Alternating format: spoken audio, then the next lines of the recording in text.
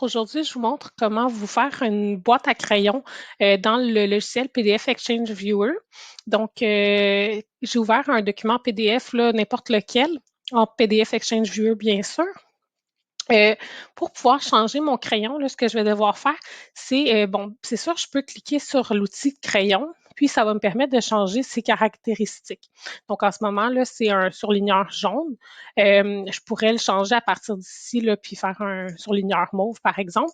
Par contre, ça, c'est un crayon comme temporaire, si on veut. Donc, si je veux me créer là, des crayons plus permanents, ce que je vais faire, c'est que je vais venir faire le clic de droit de la souris vis-à-vis l'outil de crayon. Donc, vous voyez que moi, j'ai quand même plusieurs sortes de crayons.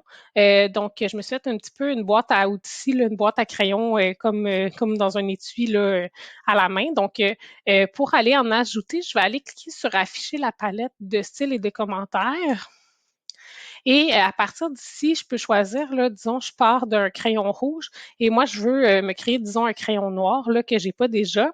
Donc, pour ce faire, je vais faire cloner. Donc, je vais cliquer sur un des stylos qui ressemble à ce que je veux faire et je vais faire cloner. Donc, et voilà, ici, j'ai un nouveau crayon qui est apparu qui s'appelle Rouge 2. Donc, je vais pouvoir le renommer après.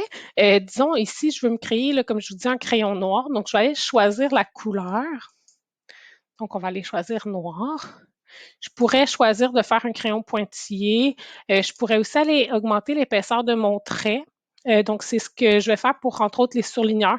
Je vais aller chercher du 10 ou du 12 pour avoir quelque chose de plus épais. Par contre, pour un stylo, là, le 1, ça me suffit.